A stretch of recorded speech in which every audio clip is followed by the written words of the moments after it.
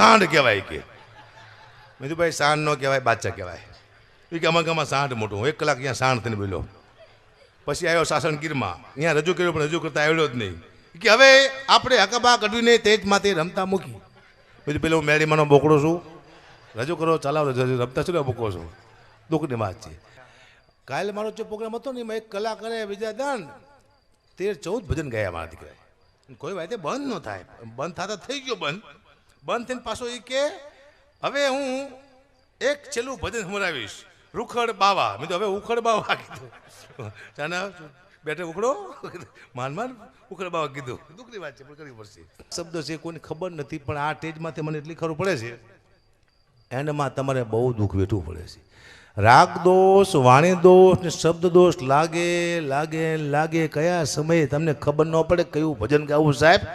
રાગ દોષ લાગે કયા શબ્દ કોના વખાણ કરવા એક બે આખા ગામના બૂચ મારતો તમે વખાણ કરવા મળો તો વાણી દોષ લાગે ત્યાં બધા દોષ કલાકાર માટે છે ખાલી એક પૈસાનો દોષ નથી લાગતો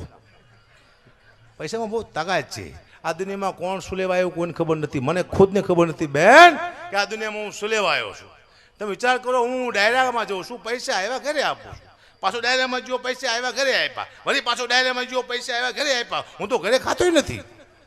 તો હું પૈસા ઘરે શું લેવા આપું મને ખબર નથી હું કોઈ મજૂર છું દાડીઓ છું હું શું કોણ આવા લાંબા વાલે શું લેવા પુરુષ દુનિયામાં દુઃખની વાત છે પણ મારે કરવી પડશે જીવનમાં મને ભયાનક દુઃખ થયો આજ પહેલી વાર આ દુનિયામાં માણસ પોતાના માટે નહીં બીજા માટે આવે છે પોતાની બહેન માટે મા માટે દીકરી માટે ભાઈ માટે